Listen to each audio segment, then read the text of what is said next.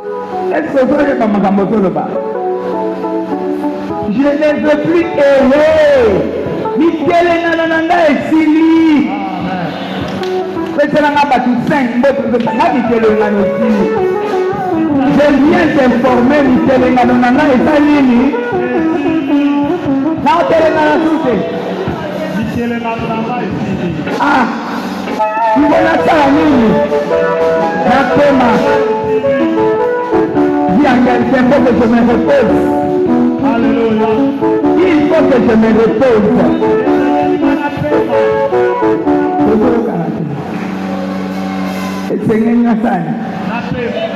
Il faut que je me repose. C'est un ordre. Personne ne refusera cela. Cette fois, Michel Nananga et Sylvina. Deux. 3, 4, 5, 6,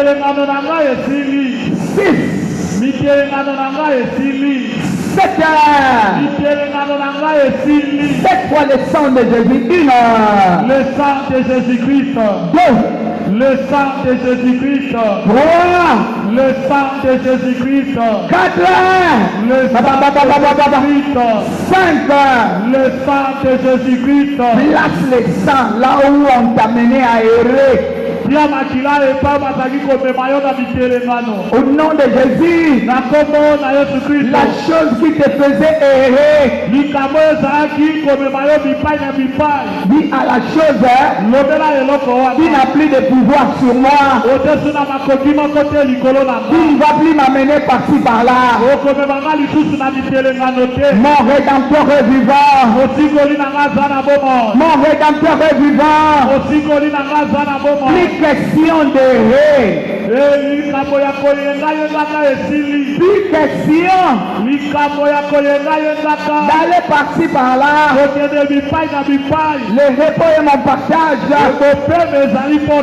La gloire est mon partage. Au nom puissant de Jésus, je ne me prie bien. Il y a quelque chose qui te faisait errer. Tu vas par là, par-ci par-là, cherchant la solution. Mais tu n'as pas eu. Mais aujourd'hui on t'arrête.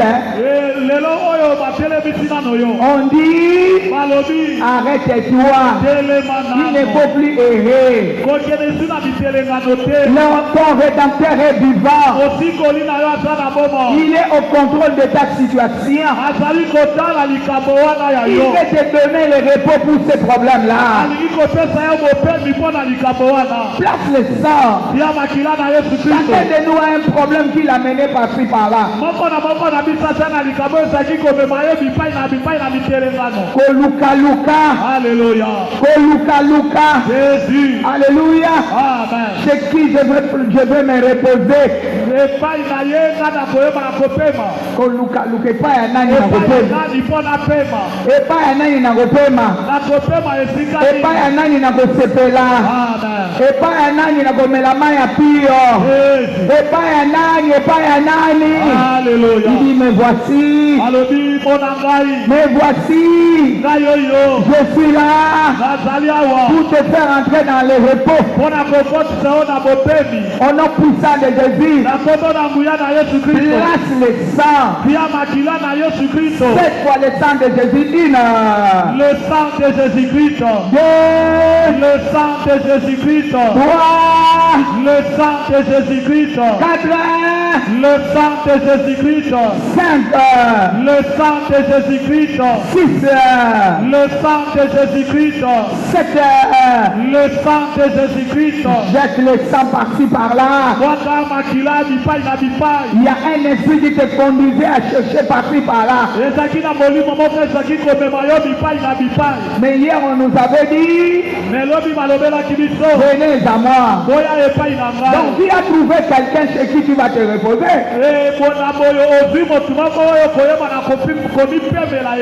Il a dit personne ne vient à moi ne rentre même vide. Voici je mets le sang de Jésus, le sang de ma rédemption, le sang de ma paix, de ma joie. Au nom puissant de Jésus, je ne me place le sang.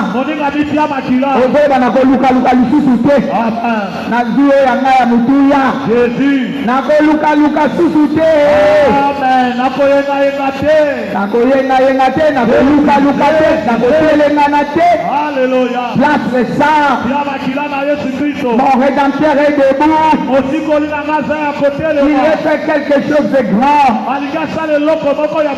Ce n'est plus le moment de perte. Ce n'est plus le moment de pleurs, ni de grincement de dents. Je place le sang. Je suis dans le camp de la gloire. Je suis dans le camp de succès. Je ne me proclame cela. Je parle à quelqu'un de la foi. Quelqu'un de foi. C'est à celui-là que je parle. Je parle à quelqu'un de foi. C'est à celui-là que je m'adresse.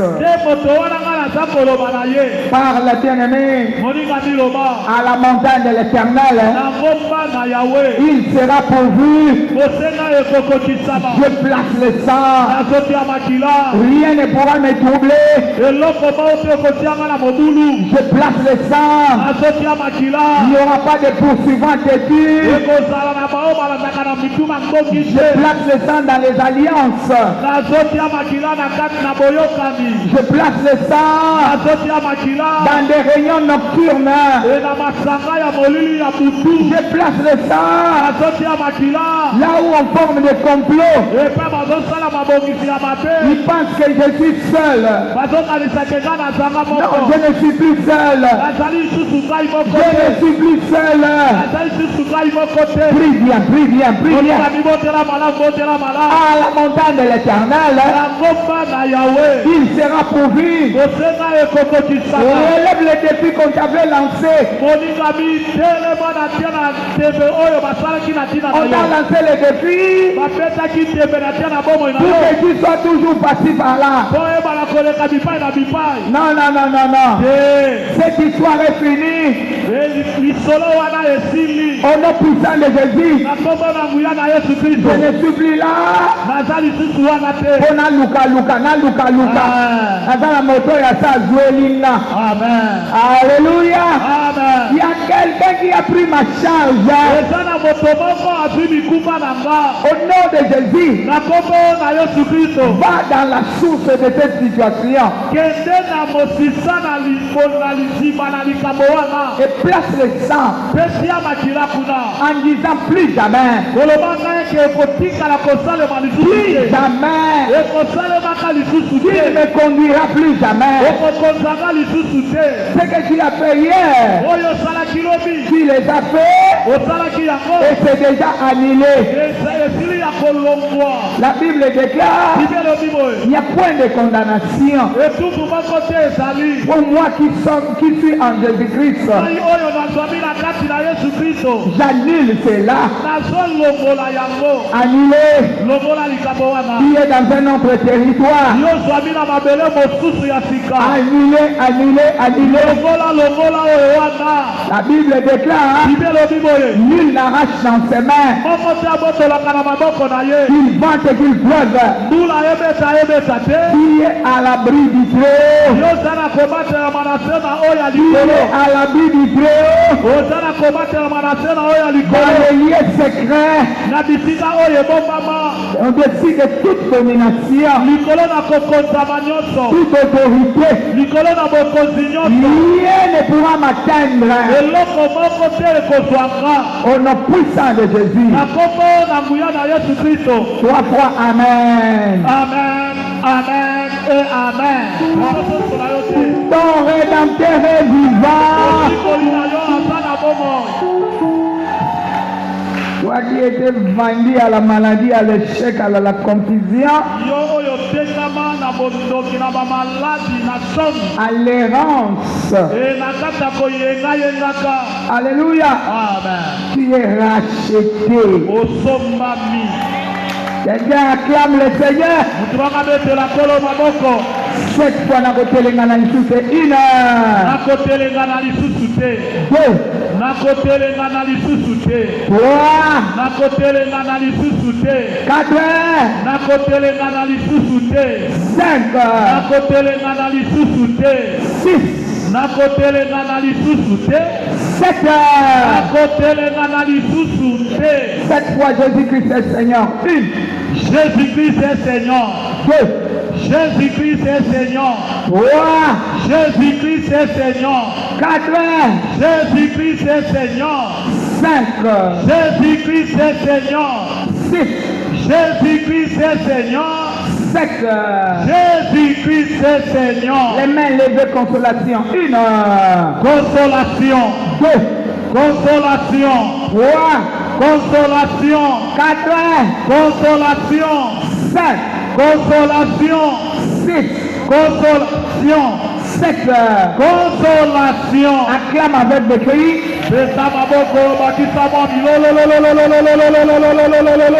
Ouvrons nos Bibles dans Exode 33.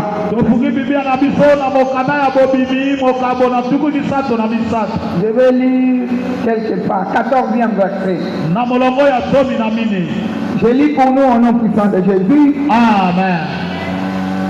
L'Éternel répondit, Yahweh ayandoli. je marcherai moi-même avec toi et je te donnerai du repos. Moïse lui dit, si tu ne marches pas toi-même avec moi, avec nous, ne nous fais point partir d'ici. Comment sera-t-il donc certain que j'ai trouvé grâce à tes yeux? Moi et ton peuple. Ne sera-ce pas quand tu marcheras avec nous? Et quand nous serons distingués, moi et ton peuple.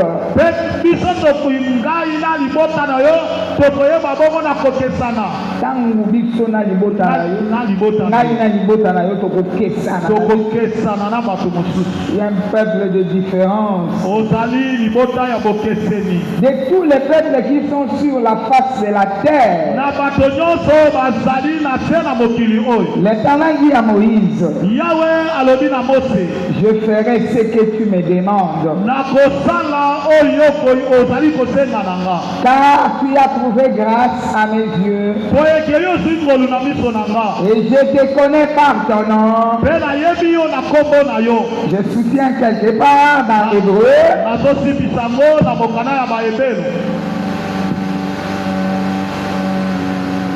Hébreu 4. Je lirai un seul verset ici. Car celui qui entre dans le repos de Dieu,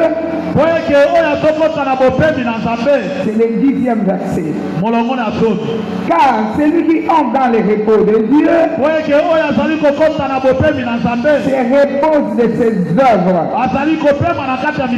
comme Dieu s'est reposé des siennes. 10e chapitre d'Hébreu. Je lis seulement un seul verset. Prenez bien verset.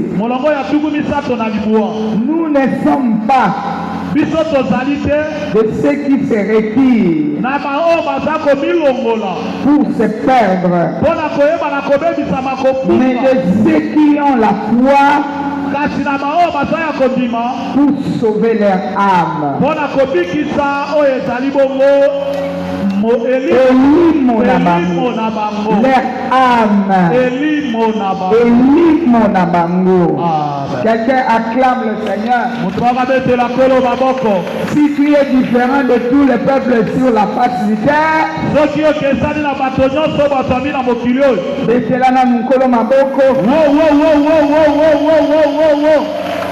suis différent. Une, deux, trois, quatre, cinq,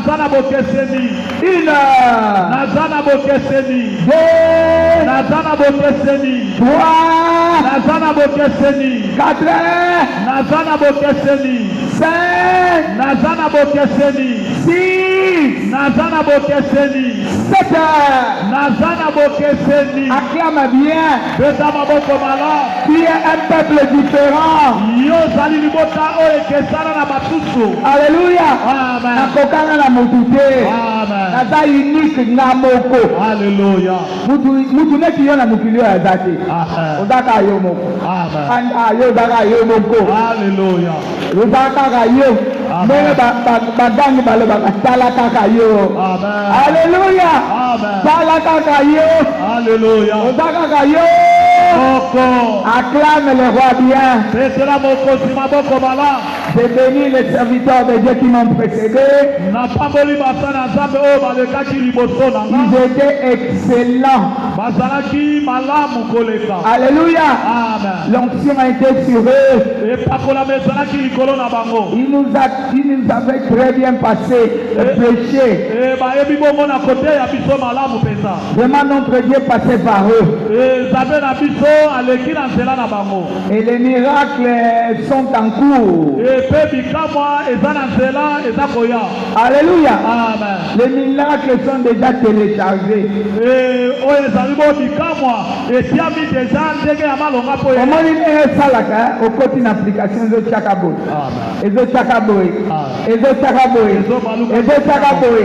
C'est ça le téléchargement. Dans peu de temps, on est fou moi lui.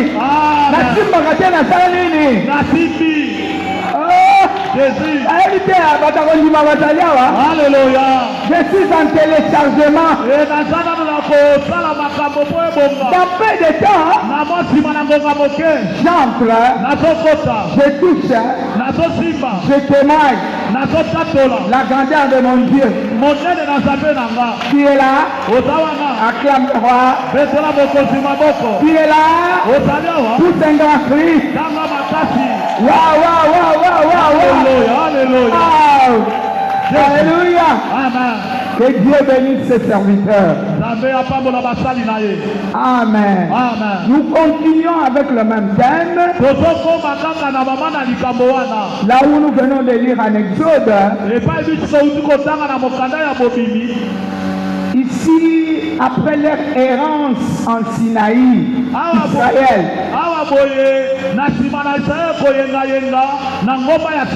ils ont déjà sorti en Égypte vers la terre promise. Mais tout d'abord c'est Sinaï, là où l'Éternel a donné les 10 commandements à Moïse.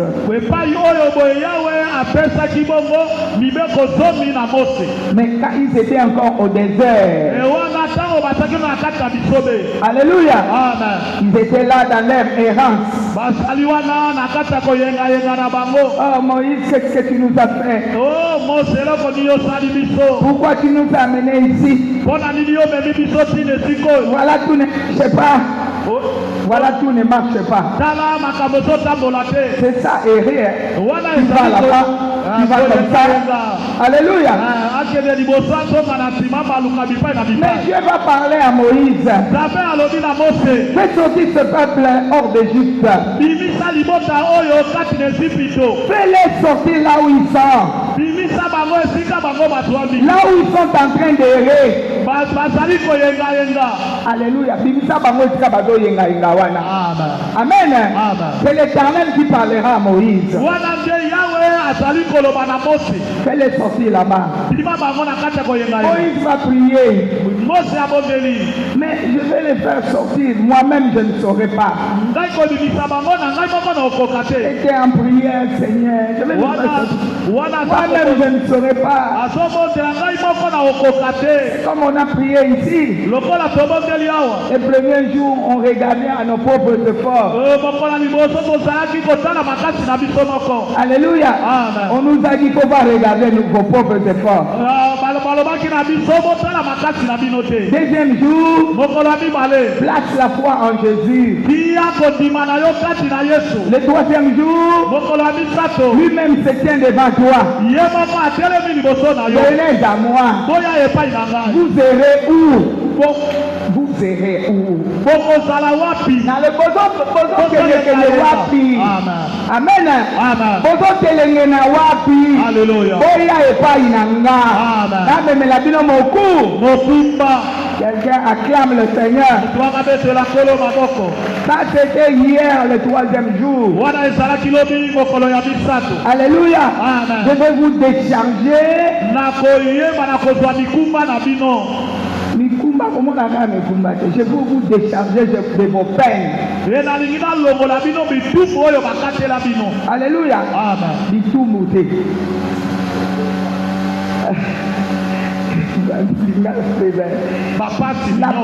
La peine c'est quoi? La douleur, la souffrance.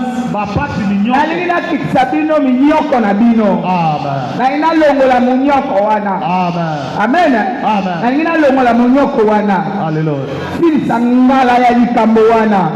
Alléluia.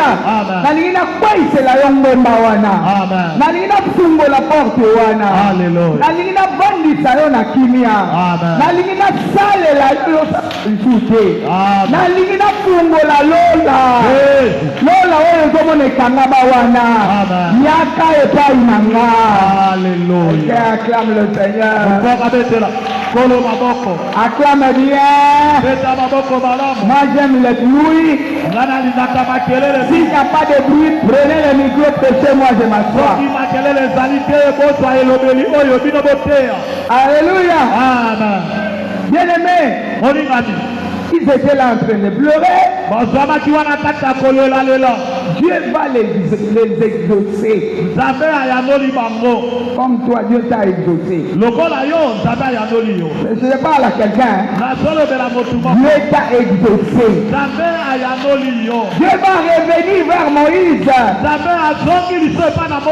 Alléluia. Moïse disait, si toi-même tu ne viens pas, ne nous fais pas sortir ici. Laissez-nous errer. Donc vous êtes un peuple élu. Moi je ne peux pas vous laisser dans le malheur. Je ne peux pas vous laisser sous peine. Dans la douleur. Dans la maladie. Dans le chômage. Dans la sorcellerie. Embouté. Non. Dans des hôtels. Là où on est en train de parler, on fait des incantations. Je ne peux pas vous laisser là-bas. Je ne vous ai pas créé pour Pharaon. Je vous ai créé pour ma propre gloire. Dieu t'a fait. T'a créé pour sa propre gloire. Il a dit, je ne donnerai pas ma gloire à un autre. Regarde quelqu'un. Dis-lui, le diable ne prendra pas sa gloire dans ma vie. Alléluia. Ce qui me dominait là, ce n'est plus son temps. C'est moi qui va dominer. Puisque je ne suis pas seul, je parle déjà quelqu'un. Acclame le roi. Tu as été dominé. Non. Nalobi ozalaki ya kokonzama okokonzama lisusu te. Apprenti, Tungangai. Makontaka yo. Tu m'arrêtes. Amen. Amen. Amen. Acclame le roi. Petela mokonzi maboko. Parce que Moïse disait, si tu ne viens pas avec nous, je vais lire à cet endroit, c'est 14e verset. L'Éternel répondit, Yahweh ayanoli.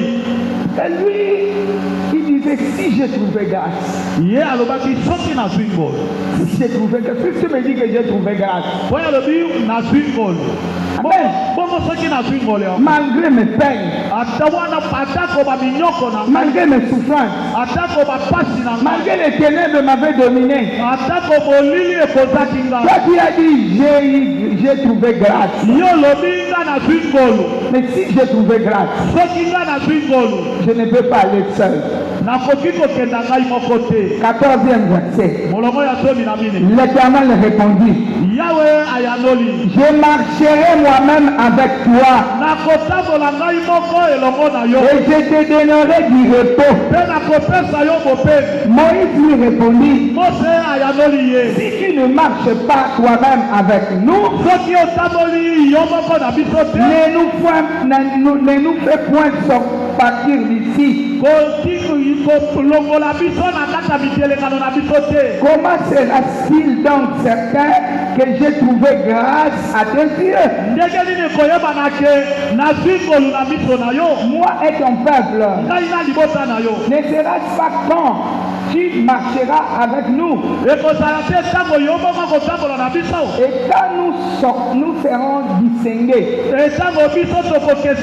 moi et ton peuple, de tous les peuples qui sont sur la face de la terre, l'Éternel dit à Moïse, je ferai ce que tu me demandes. Moi je t'ai dit que tu es exaucé. Alléluia. Amen. Je ferai. Moïse azosolela na Nzambe. Baoswana. Nangalo babimawa ya gabimate. Nabimaneni, nabimate, tona zingol. Il faut gagner que nayo. Amen. Amen. Amen. Il ne voulait pas partir seul. Il cherchait la présence de Dieu. Il devait être continuellement en présence de Dieu. Il dit, je vais me reposer avec cette histoire de compter sur mes propres efforts. Amen. Amen. Na likambo natalaka nga moko, na lukanga moko, na salaka beta betanga moko, na tambolaka nga moko, na salaka boye nga moko, na libota na yo oyo tolembi. Ibo yo oya na biso elongo. Totelaka sinkolo maboko. Viens avec nous, nous voulons ta présence. Puisque lorsque nous sommes couverts sous ta présence, nous sommes couverts de ton ombre.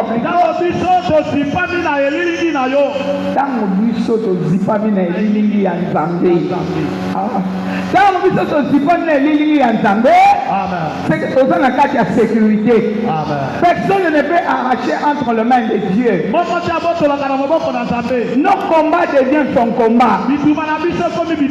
Nos problèmes deviennent son problème. Ses problèmes. Moïse avait compris cela. Et Dieu aussi le voulait. Il dit, je ferai ce que tu m'as demandé. Je vais vous accompagner partout. Partout où vous serez, je serai avec vous. Et je vous ferai entrer dans le repos. Cela veut dire quoi? Il va vous donner la paix intérieure. Cela veut dire quoi? Vous serez sécurisés. Cela veut dire quoi? Alléluia. Amen. Vous aurez l'assurance vie. Alléluia. Amen. Votre vie sera intouchable. Puisque vous demeurez sous l'abri du Très-Haut. Lui va tomber à votre côté, 10 000 à votre droite. Vous ne serez jamais touché. Le travail qui était là, le chemin de fer.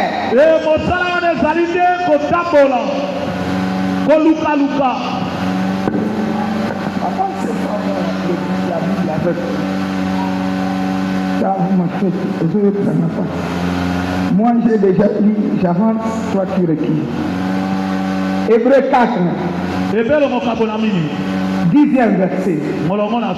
Car celui qui entre dans le repos de Dieu se repose de ses œuvres. Comme Dieu s'est reposé des siennes. Soki mutu azwi repos ya Nzambe, soki mutu azwi repos ya Nzambe, ye akosala lisusu te lokola Nzambe asukisa kosala mokolo ya sambo, azongela lisusu mbala lisusu te. Cela veut dire soki ozwi repos na likambo wana, Nzambe atelemisi yango, okosala likambo mosusu ya sika. Likambo ya kala moyo osala ngo ezate atango kala soki ye ekwei, soki esali nini likambo ya sika nde ekoya, me likambo ya kala moyo esalama betela nkolo maboko. Celui qui entre dans le repos de l'Éternel que Dieu donne à Moïse ici, c'est comme ça s'est comparé avec son repos. Ce n'est pas la cessation de travail, mais c'est l'achèvement.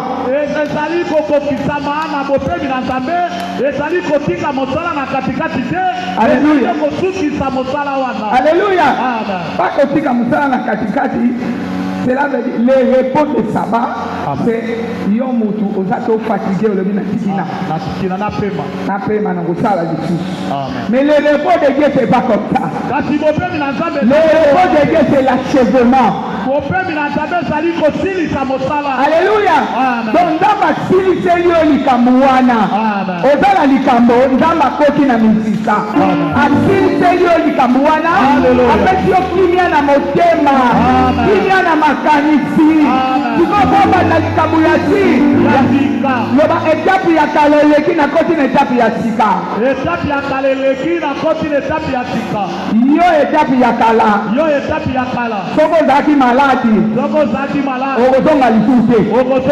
Etape ya nzala, okozonga lisusu te. Etape ya minyoko, okozonga lisusu te. Ya mitelengano ndenge nazalaka, ya mitelengano ndenge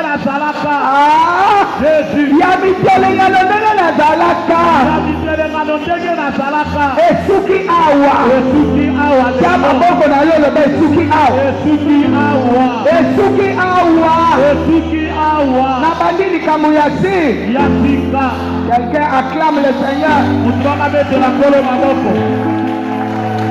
Je ne suis pas dans le camp de perdants. Je vais lire ça dans Hébreu 10. Pour que tu comprennes bien. Je ne parle pas pour parler. Hébreu 10, 39 dit ceci. Nous ne sommes pas de ceux qui se retirent pour se perdre, mais de ceux qui ont la foi pour sauver leur âme.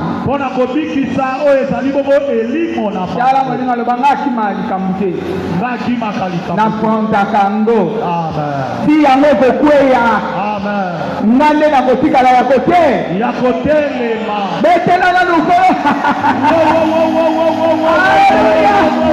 lobala kokima yote terango ya moyo okosukela kaka awa okolanda ngai te Alléluia. Mimona neti ovanda kaka na zeka ya lingala na yo nzamba tio na badalungwa. Loba na badalungwa okota te. Okota te. Ola na badalungwa te. Ola na kasavubu te. Ola tanga. Yo suki kaka awa. Okola na esika moko te. Pona kokima mango nzamba bandisi ngaki. Kimia. Ana kimia ya tata mwasi te. Kimia ya yaya te. Kimia ya noko te. Kimia ya noko mona lelo ya kanal. Ya bosala ke leko moko. Yanga wa mozonga simasa. Naza na kimia ya nda. Ya zambe. Likamwana esila kate sanini. Esili. Ipona kota na nkembo parapora likamwana. Na bala kate pona za gloire ya libala. Na bota kate pona za gloire ya kobota. Na sala kate pona za gloire ya musala. Na simba mbongo. Na kombo ya nani awa? Na kombo na Yesu Kristo. Zamba yango wana. Je le sois au nom de Jésus Christ. Alléluia. Amen. Nazala les chèques pour l'homme à l'épreuve. Alléluia. Nazala la gloire ya ba le premier. Amen. Na la gloire ya banani. Ya ba le premier. Alléluia. Amen. La tête et non la queue. Nous tous Katimoki. La gloire ya batu ya libo. Ya liboso. Batu ya liboso. Amen. Nga naza mutu ya suka soki moke. Kala muninga maza mutu ya suka te. Tika biloko nongana ya papa. Alongwa. Loba na ya alongwa. Yesa biloko alongwa kuna. Nga sangala biloko papa te. Moi je suis le premier. Non le dernier. La Bible déclare. Nous serons la tête et non la queue. Jésus c'est que Dieu dit que je suis. Je ne suis pas ce que vous fomentez là-bas dans votre sorcellerie. Ça ne me concerne pas. Est-ce que je parle à quelqu'un? Est-ce que je parle à quelqu'un qui acclame le roi? Lobaki ndoki na bino ezali ngai te. Bamaladi na bino wana etali ngai te. Kiseliba na bino botya etali ngai te. Nzambe apesi ngai nini? Repo. Na likambo tala likambo na likambo eza na repo nango. Mutu na mutu obonde tovanja mutu na mutu ana repo na yazoli. Yo repo ya mbongo, repo ya libala, repo ya musala, repo ya voyage, repo mutu na mutu ndenge nazoloba oyo zwa repo na yo otisa yango na esika oyo oza na mabote. Il y a quelqu'un qui attend peut-être les résultats quelque part. Mais toi tu seras la tête, tu ne seras pas la queue. Parmi ceux-là qui vont réussir, toi tu seras là. Alléluia. Puisque ce n'est plus le moment de chercher par-ci par-là. Ici là c'était après l'errance. Bayenga yengi, baluki luki, baleli leli. Dieu va dire, nawa, yoda ni bota. Nakobima ndenge nini? Non, na lobby. La Bible déclare il envoya sa parole. Et sa parole guérit les filles échappées de la fosse. Dans la parole de Dieu, il y a l'autorité. Il y a la vie dedans. Lorsqu'il parle, il sème la foi, il sème la vie là où il y avait la mort, il fait le chemin même dans les déserts. L'impossible devient possible. Ce qui ne marchait pas commence à marcher. Est-ce que je dis à quelqu'un? Est-ce que quelqu'un est avec moi? Acclame le roi.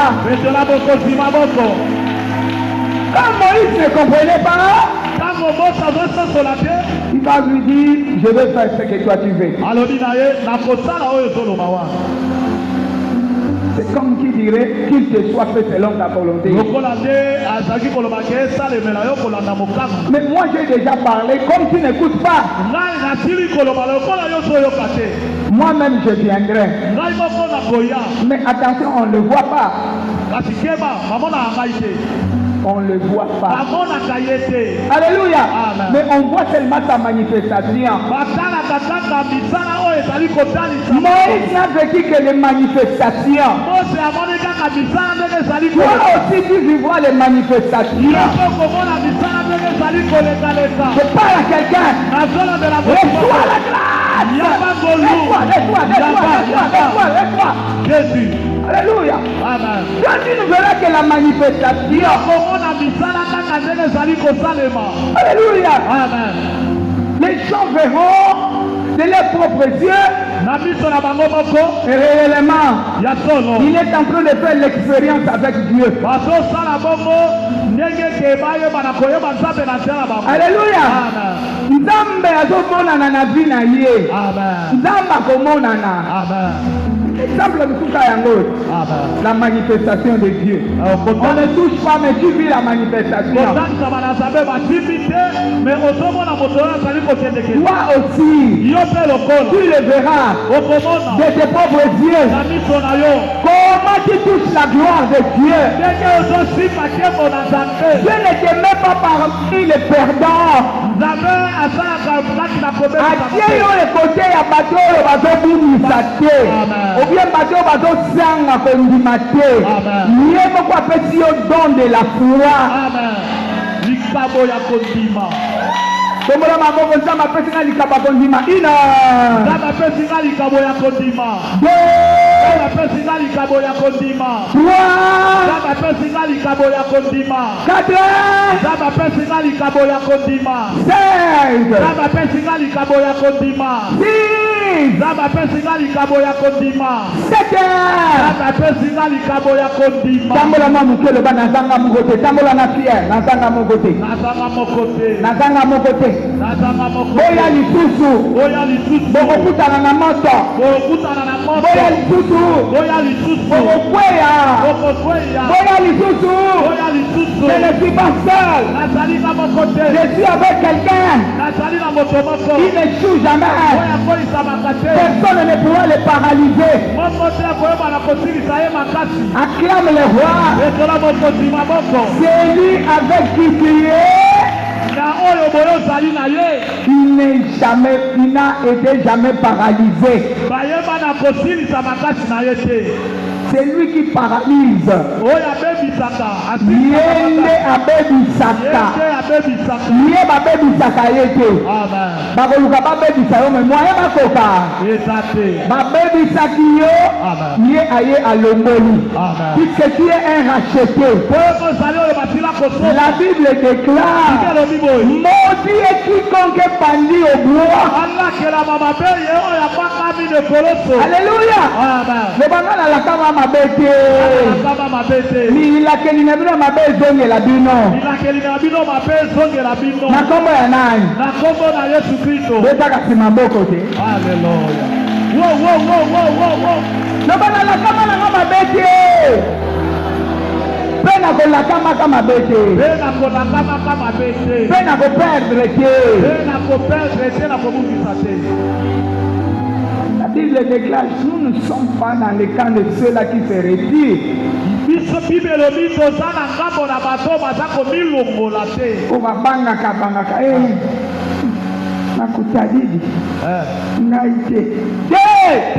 Là, on regarde la chose venir, on se tient.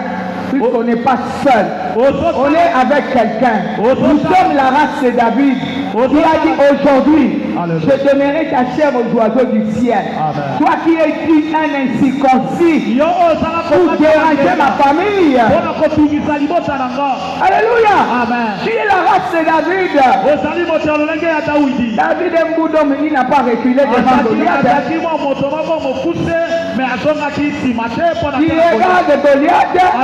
Goliath pendant que Saoul et ses frères Il fait ça seulement pour montrer aux gens. Non, je ne montre pas aux gens. Vous verrez comment cette chose n'existera plus dans notre famille. Alléluia. Okomona ndenge mosisa ya maladi oyo ekobima na libota oyo ekokende bisika bika. Okomona ndenge likambo ekweyisa bato ebele ekozongaka lisusu na libota na nga soki moke. Okomona bokauki oyo eliata biso ndenge ekozalaka lisusu na libota oyo soki moke. Na kombo ya nani? Na kombo na Yesu Kristo. Acclame le roi. Nous ne sommes pas là pour se retirer. Nous avons la foi en celui qui a crié. Tout est accompli. À la croix, nous croyons en celui-là. Né par une vierge, il était sur cette terre. Il a mangé avec tout le monde comme un homme. Ayoki pe nzala lebe fufu na fumbwa na likayabu fumbwa la likayabu talaka ebe acclame le roi fumbwa la mo likayabu mama na pa bibi ebe allez match le bien aliakamo mais il était super non.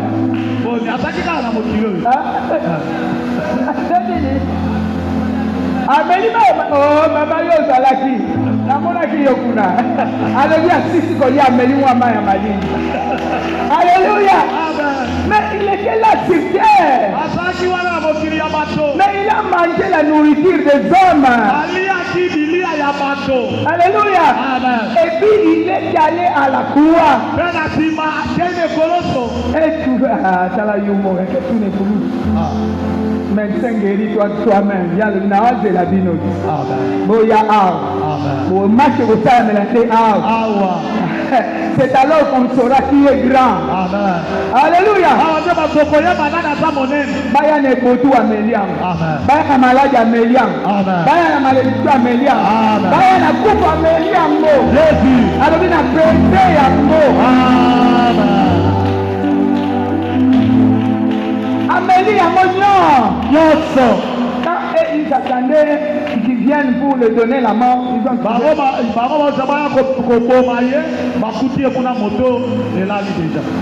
la Bible dit ça, il rallie son esprit. Au lieu qu'il rallie la vie, il rallie son esprit.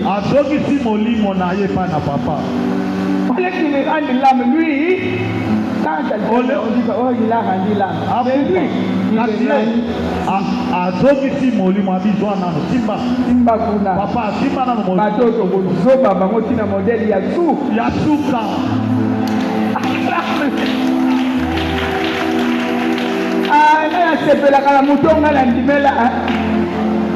On les prend, on met dans la tombe, il les regarde.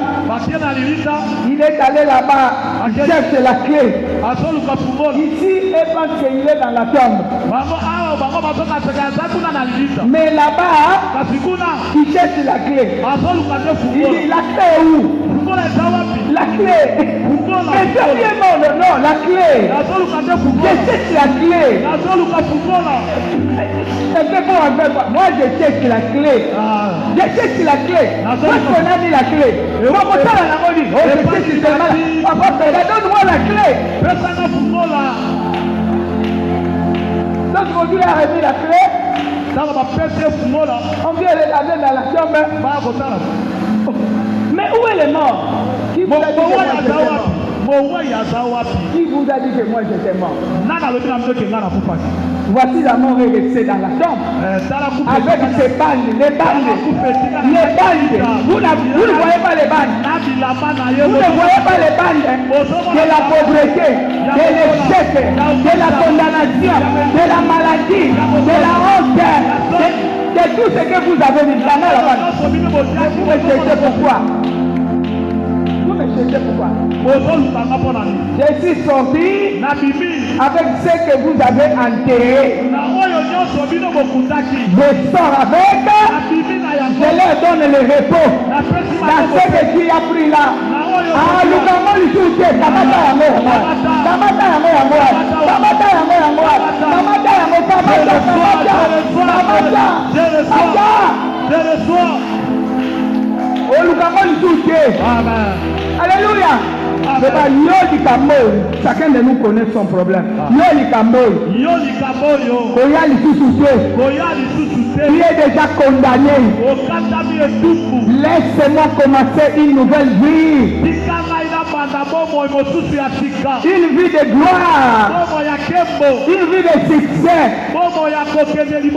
Si tu oses, le feu va te consumer. Cette fois, feu. 1, 2, 3, 4, 5, 6, 7.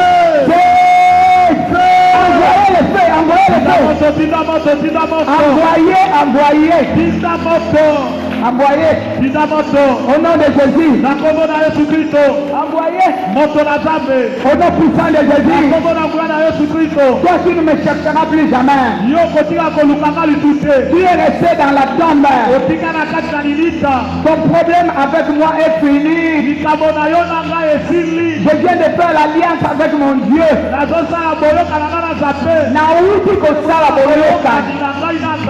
Au nom de Jésus. Tu ne me toucheras plus jamais. J'ai fait l'alliance avec le bois de Golgotha. Au nom de Jésus, tu ne me toucheras plus jamais.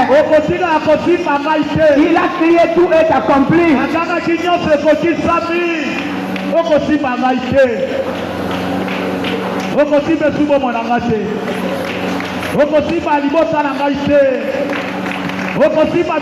touchera pas. Au nom de Jésus. Bien-aimé, place le feu. Envoie le feu. Notre Dieu s'appelle le feu dévorant.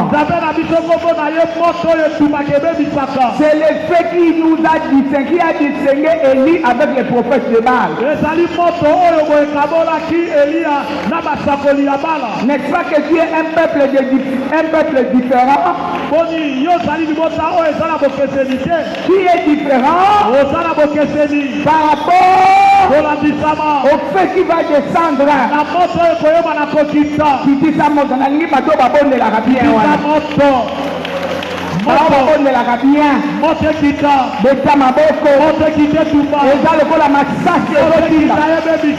Au nom de Jésus, envoie le feu.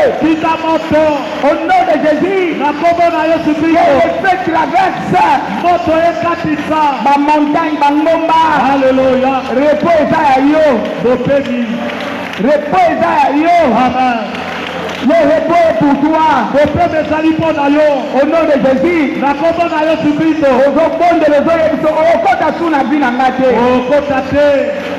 L'épisode de Yassika. Alléluia. Okota na famille na ngate. Okota na libota na ngate. Na tata na ngate na mama na ngate na baleki na ngate. Na tata na ngate na bandeko na ngate. Na famille na biso te na yaya na ngate na mobali na ngate. Na kokota te. Au nom de Jésus. Na kombo na Yesu Kristo. Cette fois feu 1, 2, 3, 4, 5, 6. Pendant mon Jésus.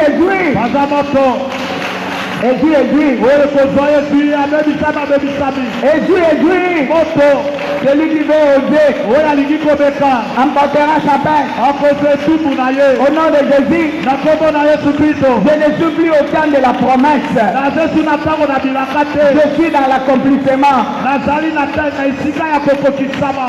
Dieu a dit, je le ferai. Il l'a fait. Jésus était venu à manger sur cette terre. Et Jésus a accompli l'œuvre. Et moi je me repose sur cette œuvre-là. Et personne ne me dira le contraire. Qui es-tu pour me dire le contraire? Qui es-tu pour annuler ce que Jésus a fait? La Bible même déclare ce qui est écrit est écrit. Toi tu n'enlèveras rien. La date n'a pas origine. Alléluia. Au nom de Jésus, yo moko décidé na famille likambo de la soute. Amen. Na liboto kufe kozala soute. Malade kozala soute. Échec kozala soute. Mais toi même tu connais. Chacun de nous connaît son problème.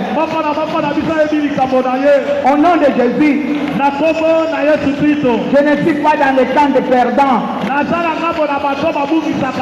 Je ne suis pas aussi dans le camp de ceux-là qui vont errer par-ci par-là. Non, nakolukaluka epai moko te. Yesu aluki nga apesinga. Ye olikolobela nga nini? Nakondima oyo ozoloba te. Alléluia. Au nom de Jésus, prenez les bagages. Allez dans les lieux arides. Au nom de Jésus, bimisa ye na ndaku na yo. Bimisa ye na vie na yo. Bimisa ye na musala na yo. Bimisa ye na relation na yo. Prie bien, prie bien. Prie bien. Toi qui es-tu? Je détruis tes œuvres. Je détruis tes œuvres. Le Fils de l'homme a paru pour détruire tes œuvres. Je les détruis au nom de Jésus. Plus jamais ça va répéter. Au nom de Jésus, Alléluia. Tanga kombo ya mutu wana. Au nom de Jésus, yo tata moti nzete. Alléluia. Okozonga susu te. Naolanda yo tina misisa. Poursuivez-les. Au nom de Jésus, détruis les alliances. Détruis les alliances. Au nom puissant de Jésus. Au nom puissant de Jésus. Renverse les hôtels de famille. Awa na liboto c'est Jésus qui est Seigneur. Awa na etonga c'est Jésus qui est Seigneur. Yo kozala mokonzite. Alléluia. Je ne me parle. Toi qui ne veux plus me dominer. Qui t'a donné cette autorité? Qui ne me dominera plus jamais. Que ce soit la maladie incurable. C'est toi qui appelles ça incurable. Mais le Créateur incréé m'a recréé en Jésus-Christ.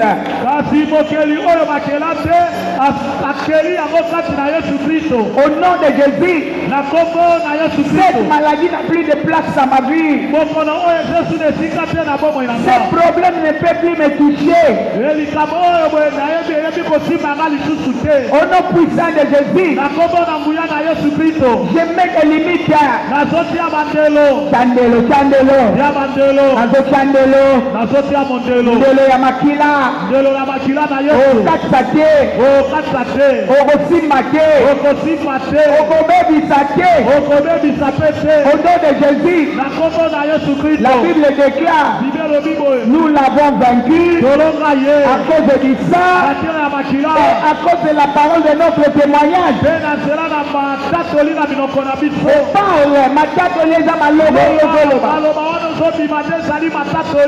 Enchaîne-toi avec ces problèmes.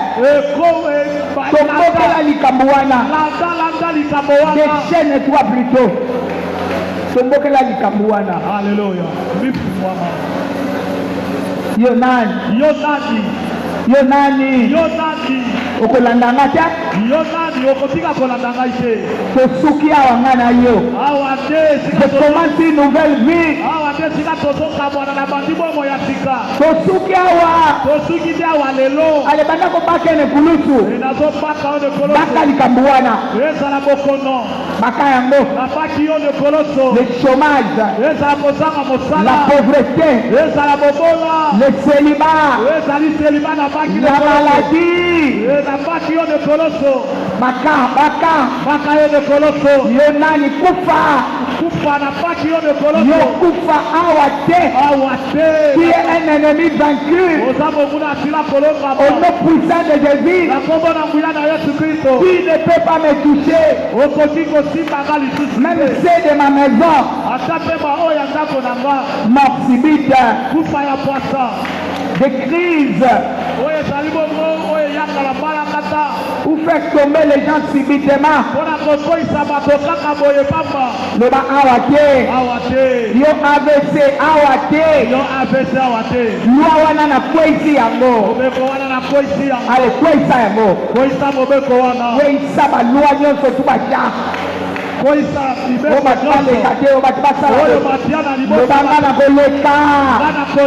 Diabète, cancer. Au nom de Jésus. Ouvre les tombeaux là où on avait enterré. L'autorité est en toi. La Bible déclare. Voici, je vous ai donné l'autorité de marcher sur les serpents, sur les scorpions. Et rien ne pourra vous nuire. Rien du tout. Tu as Dieu avec toi. Ouvre la tombe là. Alléluia.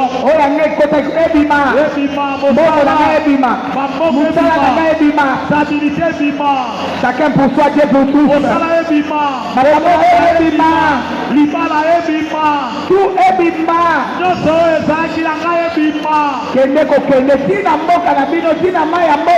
Alléluia.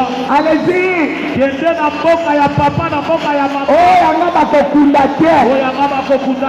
Comme moi je suis dans cette famille, la Bible déclare, si tu crois au Seigneur Jésus, tu seras sauvé. Toi et ta famille. Ici le repos doit entrer. Les gens ne peuvent pas continuer à se démener par-ci par-là. Non, les gens doivent comprendre que c'est Jésus qui doit travailler pour eux. Yende liziba. Et pas toto que la ta. Yenda sale la capiso. Je vous donnerai le repos. Je vous déchargerai de vos fardeaux.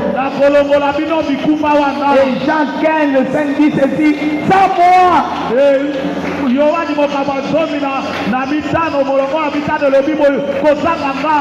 Sans moi, vous ne pouvez rien faire.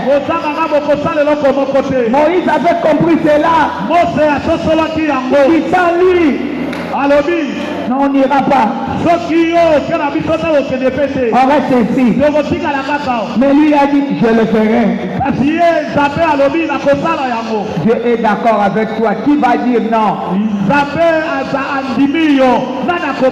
Landanga. Alléluia. Landanga. Satana. Yokanga malam. Ndamba lobi oui. Yo le banon où tu as. Kende kwa nile banon nyonso batiana. Il a dit oui. L'honneur et la grâce t'accompagneront tous les jours de ta vie. Et toi tu habiteras dans la maison de l'Éternel. C'est ce qu'il a dit. Il a dit oui. Toi tu viens avec ton nom. Pourquoi? Alem. Alléluia. Alep, c'est là. Même dans mes rêves, je ne peux pas te voir. Au nom de Jésus, même dans les rêves, Alléluia. je ne te verrai jamais. Alléluia. Parle. Même dans mes rêves, je ne peux pas te rêver. Celui qui va oser, il va emporter sa peine. Même na toi ya ndako nanga koleka te. Na nzela nga nalekaka yo mpe koleka te. Moto na nzambe tumba. Tumbela moto. Le puissant de Jésus. Où coulera la plante de mes pieds sera à moi. Tant que je vivrai, nul ne tiendra devant ma face. Au nom puissant de Jésus, tant que je vivrai, yo côté le matin, Alléluia. affronte-les. Dis-lui, retire-toi.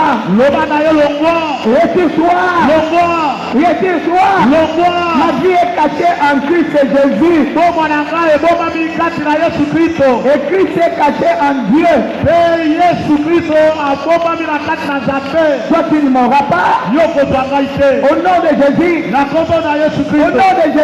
Moi et toi on finit aujourd'hui. Chacun connaît son problème. Au nom puissant de Jésus. Au nom puissant de Jésus. Remets les troubles dans le camp de l'ennemi. Sois troublé toi-même. Sois troublé toi-même. Je ne serai jamais troublé encore. Chez moi c'est la paix. Chez toi c'est le trouble. Au nom puissant de Jésus. Car je demeure sous l'abri du Très-Haut. Au nom puissant de Jésus. Au nom puissant de Jésus. Ce qui était tombé, je relève. Ce qui ne marchait pas, j'ordonne que ça marche. Je ne me parle toi-même comme je t'ai montré là. Il y a l'autorité. Ce qui ne marchait pas doit marcher. Ce qui ne fonctionnait pas doit fonctionner. Au nom puissant de Jésus. Pas d'échec dans mon camp. Pas la honte dans mon camp. J'entre dans de nouvelles choses. Je ne entre dans les nouvelles choses. Entre dans les nouvelles choses. Fais un mouvement, ne t'assois pas. C'est un mouvement. Na koti na likambo ya sika. Na koti na vie ya sika. Tambola. C'est prophétique. Tambola. Na koti na makambo ya sika. Naza su mutu asoni te. Soni na bino etikali na sima. Eza su na nzela na nga te. Tala nzela nga nazokende. Eza nzela ya gloire. Eza nzela ya succès. Eza nzela ya bikamwa. Je ne me parle. Tout ce qui est contradiction reste en arrière. Au nom de Jésus, vous n'entrerez jamais dans mon territoire.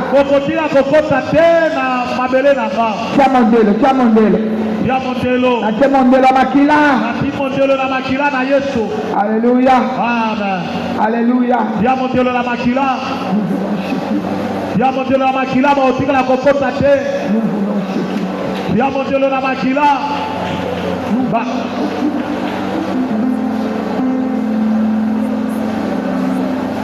Alléluia. Nous voulons Shekinah. Alléluia. Amen. Rebobo Sheka. Romana Sheke de Mele. Romono Gomana Adamana Sheka. Alléluia. Amen. Jésus. Jésus. Nous allons marcher sous la Shekinah de Dieu. Nous sommes dans la bataille. Que la présence de Dieu soit manifeste. Nous voulons la manifestation de Dieu.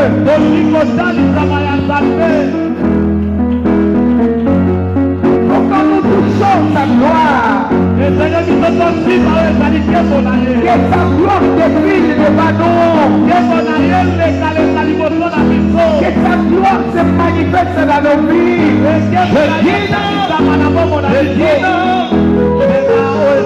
L'homme du Tout-Puissant. Cette fois, je veux l'homme du Tout-Puissant. Une. Deux. Je veux l'ombre du Tout-Puissant. Trois. Je veux l'ombre du Tout-Puissant. Quatre. Je veux l'ombre du Tout-Puissant. Cinq. Je veux l'ombre du Tout-Puissant. Six. Je veux l'ombre du Tout-Puissant. Sept. Je veux l'ombre du Tout-Puissant. Que cette ombre me couvre. Demande maintenant que l'ombre du Tout-Puissant te couvre.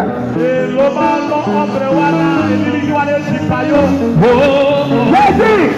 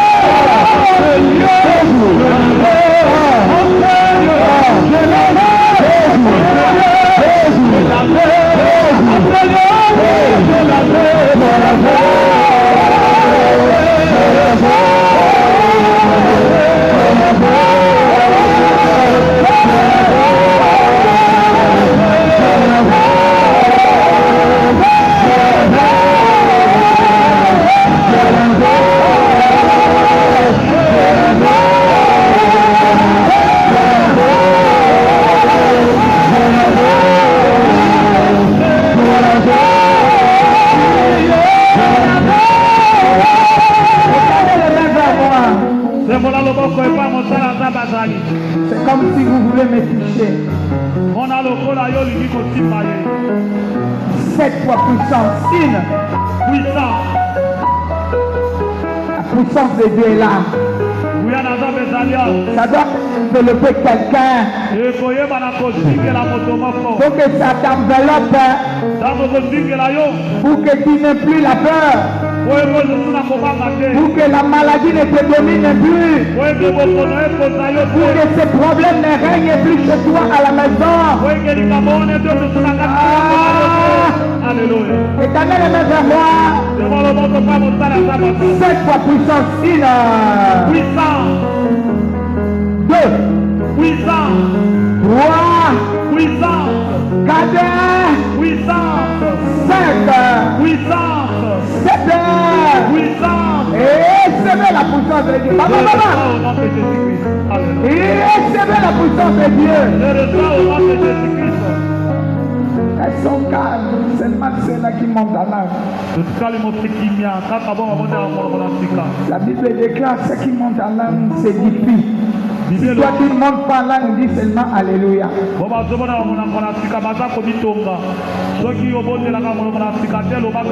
Dis seulement Alléluia. Alléluia. Alléluia. Si tu montes en langue, monte en langue. Jésus, merci. Il y a quelque chose qui se forme dans ta vie. Il y a la chose qui se forme dans ta vie. Et tu seras intouchable. La chose qui te domptait va te lâcher.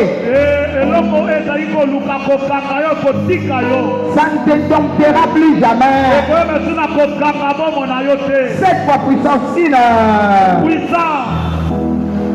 Jésus. Jésus. Jésus. Deux. Trois. Puissant. Quatre. Puissant. Cinq. Puissant. Six. Puissant. Sept. Puissant. Et recevez la puissance de Dieu. Au nom de Jésus-Christ. Ça enveloppe la vie de quelqu'un. Celui qui monte à l'un, il monte à l'un. Je donne 1 minute seulement.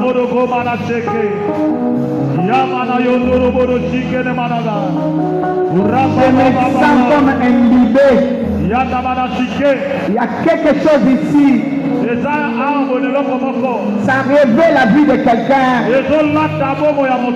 Tu ne resteras plus la même personne. Qu'il vente et qu'il pleuve, les gens se tourneront de toi. Personne ne pourra t'arrêter.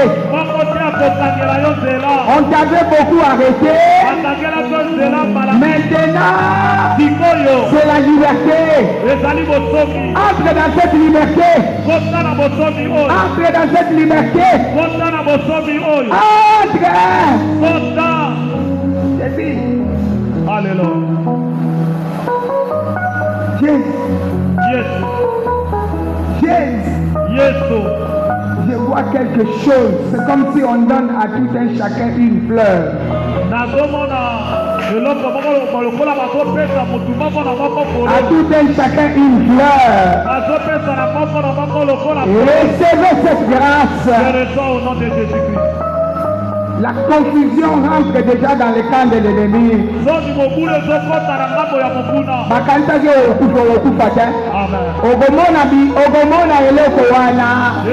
Tu ne mourras jamais, tu vivras.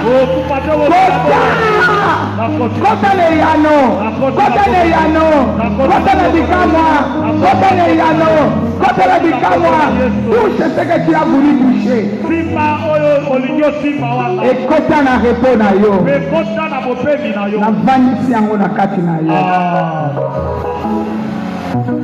Okufi te okufa suze. Comme tu meurs. Mort sibiki wana nzamba longo yango lelo. Je parle à quelqu'un. Ah! Nzamba longo yango lelo. Qu'il vente et qu'il pleuve.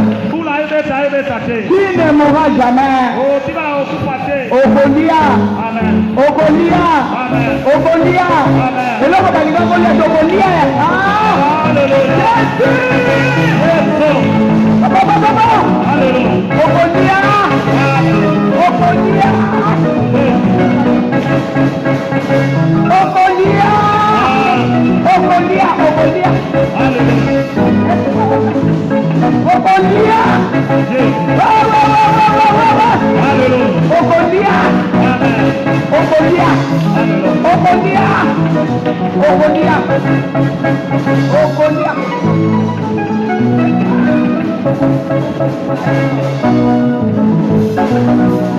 Jésus.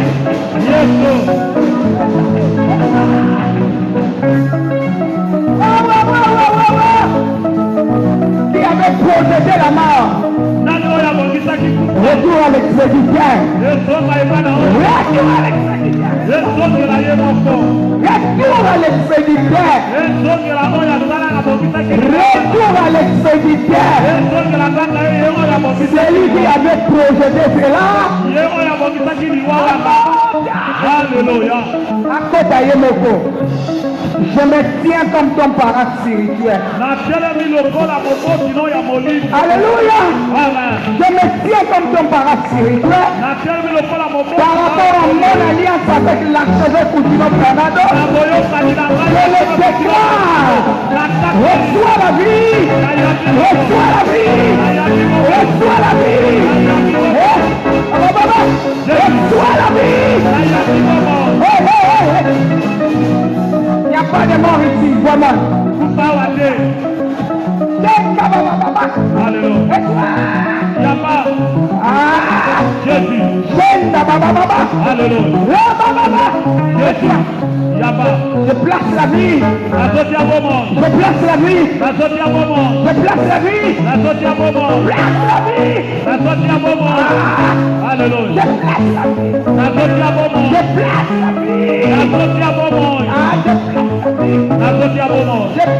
la vie. Alléluia. Je place la vie. Jésus. Je place la vie. Alléluia. Place la vie. Le baba comment? Je place la vie. Place la vie. Je place la vie.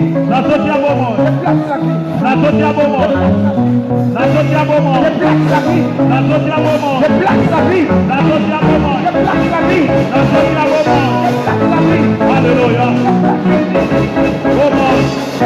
Hey! Jésus.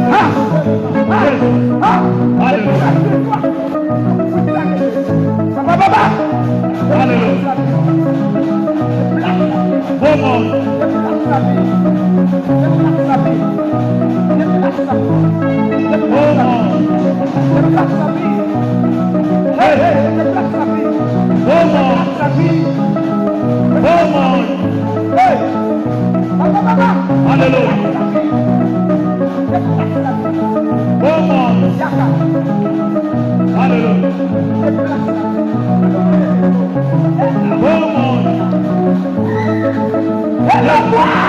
Alléluia. Au nom de Jésus. La parole à Jésus-Christ. Il y a pas bon. Il y a pas bon. Acclame le Saint-Esprit.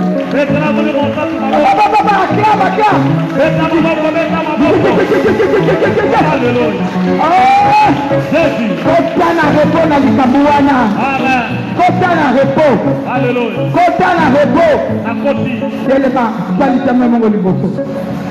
Telema odilo. Tonga na kota na repos salipa. Amen. Kota na repos. Nakoti. Kota na repos. Nakoti. Kota na repos. Nakoti. Kota na repos. Nakoti. Na balisio na kata repos wana. Amen. Chacun a son repos. Moko na moko zona bopemi na ye. Et soit Yaba. la gloire doit être son passage. Kembo eza. Il a dit non, je débloque. Nana toboya. Je débloque. Je débloque. Nafungoli. Nafungoli. Alléluia. Je débloque. Nafungoli. Je débloque. Nafungoli. Je débloque. Nafungoli. Je débloque. Nafungoli. Je débloque. Nafungoli. Puissant de Jésus. Nakongo na buyana. Amen. Acclame le Saint-Esprit. Et la boule mo sa ko mo. Et toi? Yaba. Acclame, acclame, acclame. Beta maboko, beta maboko. Les mains ailleurs, cette fois, Jésus-Christ est Seigneur. Une, Jésus-Christ est Seigneur. Tomo la maboko. deux, Jésus-Christ est Seigneur. trois, Jésus-Christ est Seigneur. quatre, Jésus-Christ est Seigneur. cinq, Jésus-Christ est Seigneur. six, Jésus-Christ est Seigneur. sept. Jésus-Christ est Seigneur. Il se repose sur toi. Je veux la Shekinah sur toi. Marche avec lui. Marche avec lui. Marche avec lui. Marche avec lui. Sois environné de sa gloire. Au nom puissant de Jésus. Trois fois Amen. Amen. Amen. Et Amen. Éternel Dieu. Yahweh Zam. Les mamans, vous serez là demain. Ma maman lobby. S'il te plaît, maman, ne manque pas toi. Bolibité, maman, yaka lobby. Kozamate. Éternel Dieu, dans le nom de Jésus, nous te disons merci. Tu as cheminé avec nous depuis dimanche jusqu'à ce jour. Nous sommes enveloppés par le feu et le sang. Et rien de diable ne pourra arracher ce que tu nous as donné. Ce qui est à nous est à nous. Même ceux-là qui nous suivent sur le net, ce que tu leur avais donné, ça reste entre leurs mains. Et la paix dans leur maison. Et que les miracles soient leur partage. Et l'ombre du Tout-Puissant les couvre tous. Même nous qui sommes ici, l'ombre du Tout-Puissant, l'ombre du Tout-Puissant, l'ombre du Tout-Puissant, l'ombre du Tout-Puissant nous couvre. C'est lui qui osera, emportera sa peine au nom puissant de Jésus, pour qu'il se trouve en ce net moment que nous parlons, là où il est, ce qu'il est en train de faire, qui est contraire à la parole de Dieu, que le feu de Dieu tombe sur lui. Au nom puissant de Jésus, ceux qui veulent citer notre nom dans des hôtels maléfiques, que le feu de Dieu tombe sur eux. Au nom puissant de Jésus, nous sommes destinés à porter le témoignage. Pour que les gens sachent que nous prions le véritable. Celui qui ne fléchit jamais. Le créateur incréé. C'est lui qui nous accompagne. Avant que nous sortions, je m'avais mettre le sang de Jésus sur les lenteurs de nos maisons.